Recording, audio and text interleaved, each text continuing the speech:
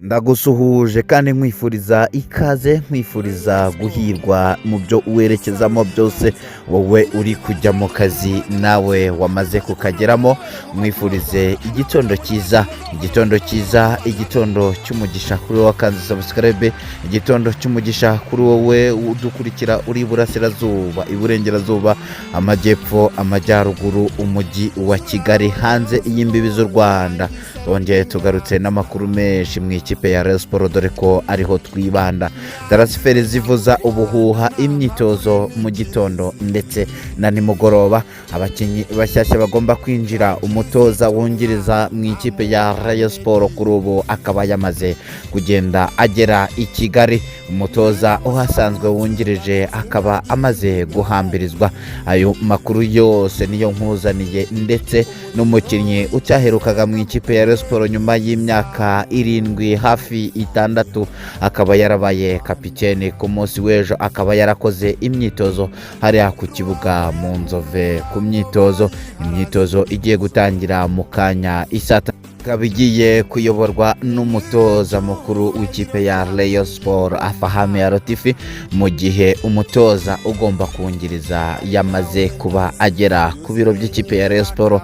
Ni ibiro by'ikipe ya Rayon Sports bimaze kuba bigenda byakira uyu mutoza ugomba kungiriza aturutse mu gihugu cy'u Burundi, aho aje kugenda ajyana ikipe ya Rayon Sports mu matsinda ndetse na CAF Confederation, dore ko uyu mugabo amenyereye amatsinda ndetse na CAF Confederation. Ni umugabo wabaye umutoza mu ikipe hariya ya Vitaro muri Repubulika y'u Burundi, muri iki gihugu cy'u Burundi.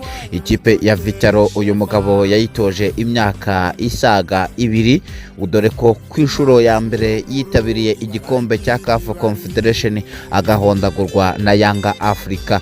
Ku nshuro ya kabiri ikipe ya Vitaro yongeye kwitabira Champions League hano ku mugabane wa Afurika.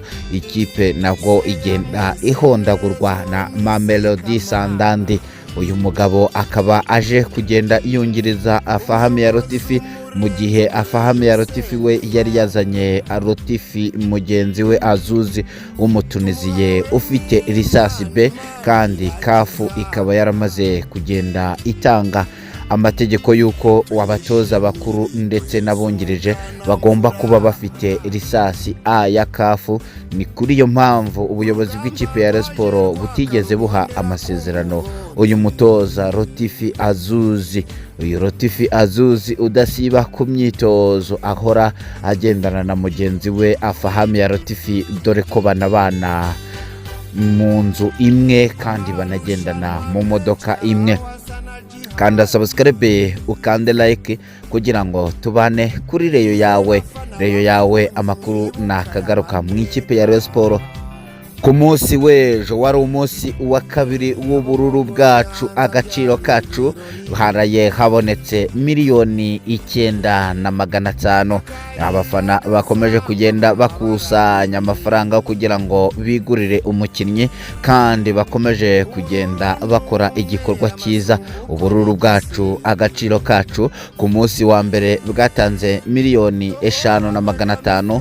Ejo wari umunsi wa kabiri bakaba baratanze miliyoni 9,500.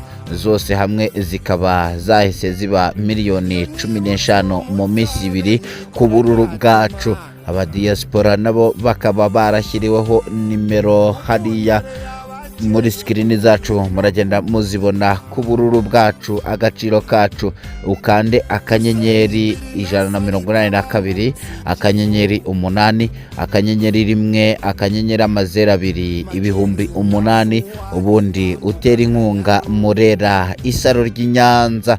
Murera Isaro ry'Inyanza ikomeje kugenda yibwira abahisi n'abagenzi. Ku munsi w'ejo nibwo Rutanga Eric Kamotera wabaye mu ikipe ya Rayon Sports, dore ko ubwo ikipe ya Rayon Sports iheruka gusohoka uyu mugabo yasohokanye nayo ari nabwo yageraga mu matsinda. Uyu mugabo Eric Kamontera akaba akubutse mu ikipe ya Gorilla FC nyuma yo kuva muri Police FC. Uyu mugabo utaratinze muri Gorilla FC dore ko ateyemo umwaka umwe. Ikipe ya Rayon Sport ikaba yongeye kumwemerera gukora imyitozo ko umutoza aramutse amushimye yamusinyisha. Uyu mugabo Eric Kamontera wanabaye kapiteni w'ikipe ya Rayon Sport, mwibutse ko yavuye muri Rayon Sport 2020, yavuye muri Rayon Sport muri sezo ya 2019-2020 ari igihe Munyakazi Sadat yayoboraga ikipe ya Rayon Sport. Uyu mugabo Eric Kamontera utaratinze no kugenda yihenura ku bareyo, none kera kabaye nyuma y'imyaka yongeye kugaruka mu maso yabo. Abatari fana bavuze ngo uje gusazira mu ikipe ya Rayon Sport n'ukuntu wagiye uyihenuyeho. Ni Eric Kamontera wagiye mu ikipe ya Rayon Sport ku ngoma ya Sadat Munyakazi, agasiga n'abakinyi benshi bagiye mu ikipe ya Police FC, dore ko uyu Eric Kamontera Rutanga yajyanye n'umugabo Samuel Ndizeye, akajyana na Kimenyi Yves. Aba bagabo bagendeye rimwe ikipe ya Rayon Sport isigara amaheruheru. Akaba yakoze imyitozo ku munsi w'ejo. Biteganyijwe ko umutoza aramutse atamushimye uyu Eric Rutanga agomba guhita agenda. Mwibutse ko Eric Rutanga mu gihe aje gukora igeragezwa mu ikipe ya Rayon Sport, ni nako hamaze kuba hagaragara ko uyu musore Rushema Chris ari nimero igomba kujya ibanza kuri uyu mwanya. Nimero 3 y'ikipe ya Rayon Sport agomba kuba ayifite, akaba ari kumwe n'uyu musore Mucyo Didier Junior nawe wagarutse mu ikipe ya Rayon Sport nk'ikipe ye. Niba uri umukunzi wa Rayon Sport by'ukuri atari ku munwa, nkandira subscribe, unkandire like, kandi ugende ukanda akanyenyeri 702 ubundi wiyandikishe mu banyamuryango b'ikipe ya Rayon Sport. Ku munsi w'ejo kandi nibwo Rutahizamu Shadrack yatsindaga igitego cy'ubuhanga bwishi hariya ku myitozo mu Nzove. Uyu Rutahizamu Shadrack Bingwa kubamubonye bakomeza kugenda bavuga ko uyu mugabo azabica bigacika. Incundura zikomeje kugenda zimwenyura zimwakira, dore ko nawe yajaje ku ikubitiro. Ikipe ya Rayon Sport igomba kuzajya yatakisha abataka babiri, ni Faringanye ndetse n'uyu mugabo Shadrack Bingwa. Shadrack ufite ibitego 25 mu mikino 45. Ni shampiyona yahariwe muri Repubulika Iharanira Demokarasi ya Kongo. Umwaka wabanje yatsinze ibitego 15, mu gihe uyu mwaka ushize yatsinze ibitego 10.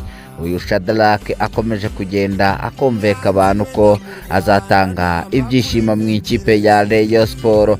Rayon Sport kandi abantu batavugwaho rumwe n'umuzamu, uyu muzamu Idrissa Kuyate, abantu bakomeje kugenda bavuga ko ashobora kuba ashaje, ariko ni umuzamu waciye mu ma ekipe atandukanye kandi umuzamu wagiye yerekana urwego ruri hejuru.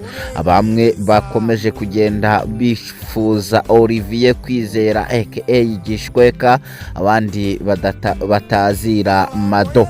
Uyu mugabo ukomeje kugenda yibera mu rw'imisozi igihumbi, dore ko kuri ubu aho nta wamenya ibyasigaye yarabigize ibanga. Reka tubashimire kandi tubifurize kugubwa neza, tubifurize gukomeza kurangwa n'ibyiza Nyagasani yabateguriye. Amakuru muri Murera yo nakagaruka.